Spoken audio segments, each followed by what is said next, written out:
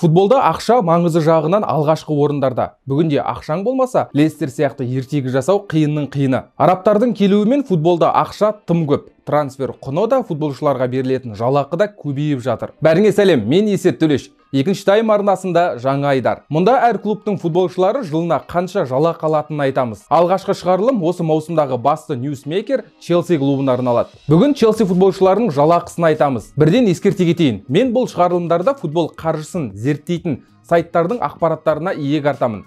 Кеттік. Тізімді Челсидің үшінші қақпашысы Маркус Беттинелли ашады. Оның жылдық жалақысы 2 миллион еуродан сәл асады. Ағылшын қақпашысы осы маусымда ойнамады, ал келісім шарты жазда аяқталады. 30 жастағы голкипер ақсүйектер сапында жалпы алғанда бір матч өткізді. 18 жастағы қақпашы Габриэль Слонинаның жылдық жалақысы 2,3 миллион еуро. Ол Челсиге былтыр америкалық Чикагодан ауысқан. 2004 жылғы қақпашы әзірше Челси сапында алаңға шыққан жоқ. Албаниялық Армандо Броя да дәл сондай жалақы алады. Челсидің түлегі осы маусымда ақсүйектер сапында көбірек мүмкіндік алып жүр. Форвард 18 матчқа қатысып, бір гол соғып үлгерді. Бірақ 21 жастағы шабуылшы желтоқсанда өте ауыр жарақат алды. Маусым соңына дейін енді ойнай алмайды. Орталық қорғаушы Трево Чалобаның жалақысы 3 миллион еуроға жақын. 23 жастағы футболшы Челси сапында осы маусымда 18 матчқа қатысты. Көбіне негізгі құрамда шығады. Конор Галлахердің жалақысы Чалобамен бірдей. Конор 6 ақпанда ғана 23-ке толды. Жылына 2,9 миллион еуро тауып отыр. Ол осы маусымда жиі ойнап жүр. 26 матчқа қатысып тастады. Соңғы 3 кездесуде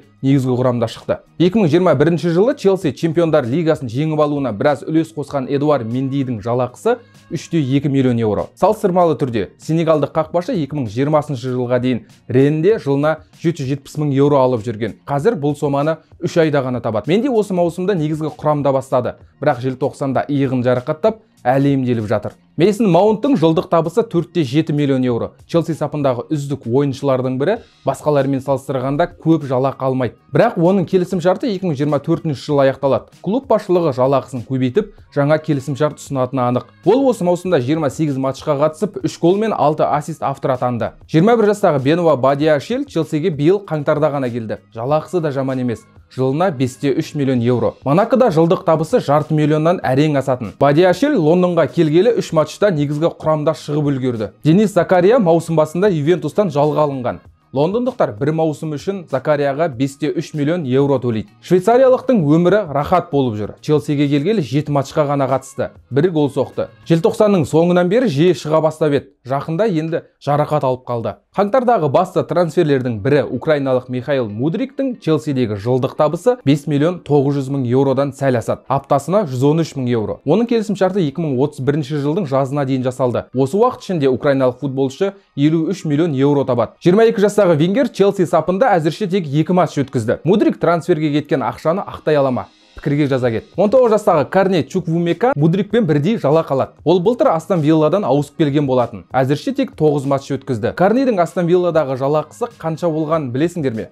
Жылына 91 мың еуро, яғни жалақысы 65 есе өсті. Керемет. Биыл ПСЖ-ға ауысайын деп тұрып ауыса алмай қалған, Парижге көшейін деп тұрып көше алмай қалған Хаким Зиештің де жалақысы сондай, 5 миллион 900 мың еуро. Осы маусымда да Зиеш аса көп ойнап жүрген жоқ. Сондықтан жазда ақыры ПСЖ-ға кететін шығар. Ал келісім шарты 2025 жылы жазда аяқталады. 5 миллион 900 мың еуро алатын тағы бір ойыншы бар. Бұл Матео Коватич. Хорват футболшысы Реалда да шамамен осындай жалақы алатын. Биылғы маусымда 22 матчқа қатысты. Бірақ ол жазда командадан кетеді деген ақпарат бар. Себебі Челсиде футболшы тым көп. Былтырдан бері біраз клубпен таласып, Атлетикодан жарты жылға аттай қалап алдырған Жоу Феликс Челсиде жазға дейін ойнайды. Осы жарты жыл ішінде лондондық клуб оның жалақысын өз мойнына алып отыр. Ал Феликстің жалақысы 6,5 миллион еуро. Дегенмен португалиялық футболшы Фулкемге қарсы дебютінде алаңнан қуылып, АПЛ-дағы соңғы 3 матчқа қатысқан жоқ. Өз ойынын енді көрсетеді деп үміттенеміз. Бразилиялық ардагер қорғаушы Тиаго Силва мен Феликстің жалақысы бірдей.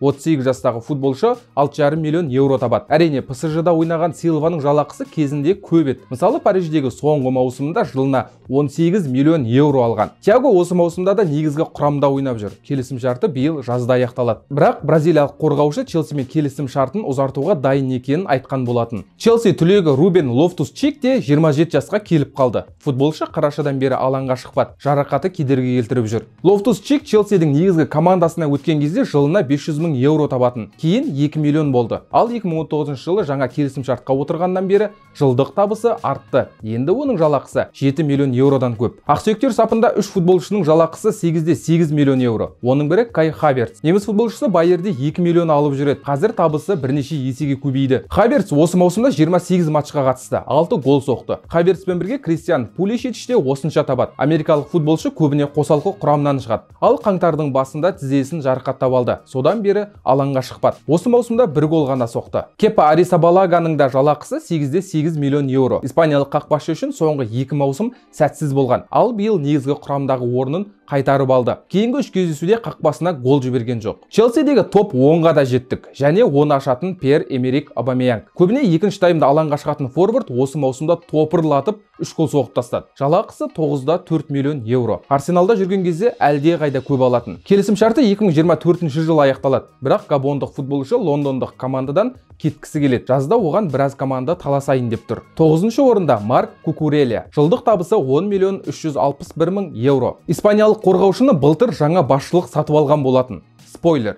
Жалақысы көп 10 футболшының 6-ы жаңа қожайын келгелі сатып алынған. Марк Челсидің сол қапталындағы қорғанысына жауап береді. Осы маусымда 24 матч өткізді. Былтыр Брайтонда 2-6 миллион жалақы алған еді. 33 жастағы капитан Сесар Аспиликуэта ақсүйектер сапына ең алғаш келген маусымында 1 миллион 700 мың еуро табатын. Ақырындап деңгейі де, абыройы да, жалақысы да өсе берді. Былтырғы жаңа келісімшарт бойынша оның қазіргі жалақысы 10 миллион 657 мың еуро. 10 жылда айлығы 10 есе өсті. Аспиликуэта осы маусымда 25 матчқа қатысты. Бірақ қорғаушы Челсидегі соңғы маусымын өткізіп жатқан шығар. Себебі жазда оны Барселона сатып алғысы келіп отыр. АПЛ тарихында қаңтардағы ең қымбат трансфер болған Энсо Фернандес капитанмен бірдей жалақы алады. 10 миллион 657 мың еуро. Челсиге қысқа трансфердің ең соңғы күнінде ауысқан Энсо 2031 жылға дейін келісімшарт жасасты. Осы уақыт ішінде 96 миллион еуро табады. 22 жастағы аргентиналық әзірше Англия премьер-лигасында бір ғана матч өткізді. Бен Чилуэлл де Челсиде көп жалақы алатын футболшылардың қатарынан. Оның жылдық жалақысы 11 миллион 249 мың еуро. Лестердегі жалақысы 4 миллионға да жетпейтін. Бен Челсидегі алғашқы маусымда ғана негізгі құрамда ойнады. Өткен маусымда жарақат алып, алаңға біраз уақыт шыққан жоқ. Осы маусымда да қазанда жарақат алды, таяуда ғана айықты. Үздік бесікті қорғаушы Уэсли Фофана ашады. Командаға былтыр тамызда келді.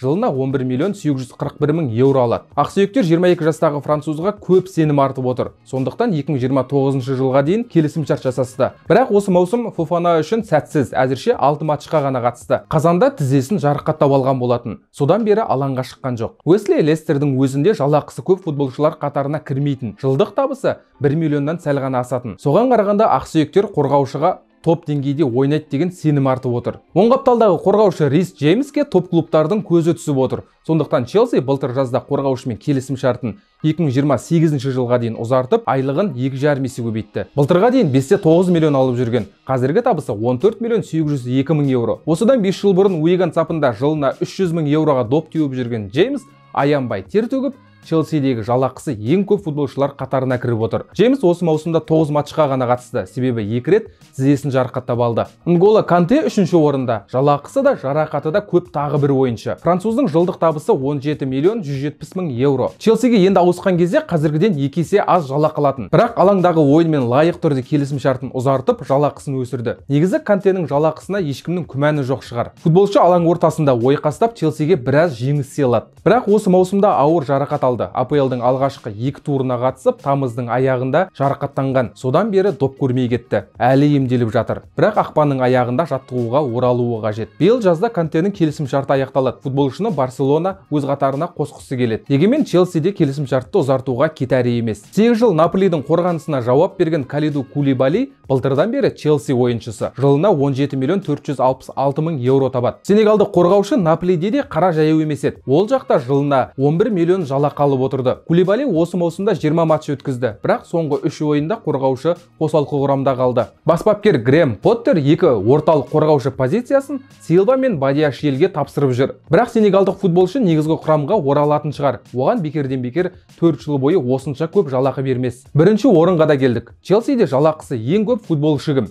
Білмесеңіз айтайын. Рахим Стерлинг. Жылдық жалақысы 19 миллион 242 мың еуро. Аптасына 370 мың еуро. Енді мұны теңгемен айтып берейін. Жылына 9 миллиард 477 миллион 336 мың 672 теңге. Айына 79 миллион, аптасына 19-да 7 миллион, күніне 2-де 8 миллион теңге табады. Ал сағатына 47 мың, минутына 783 теңге. Сіз осы видеоны көріп отырғанда Рахим бірнеше мың теңге тауып үлгерді. Тек айтып тұрғандай, Стерлингке ақшаның өзі тартылып тұрады. Рахим осы маусымдағы 23 кездесуде 6 гол соқты. Қалай дегенде де Манчестердегідей нәтижелі ойын көрсетіп жүрген жоқ. Бүгінге осы Челсиде қай футболшы жалақысын ақтай алмай жүр? Пікірге жаз, ойыңды бөліс. Одан бөлек келесіде қай клубтың жалақыларын айтайық, оны да пікірге жаза кет. Видео ұнаса лайк басып каналға жазылуды ұмытпа. Тезірек 2000 жазылушыға жетейік. Сау бол.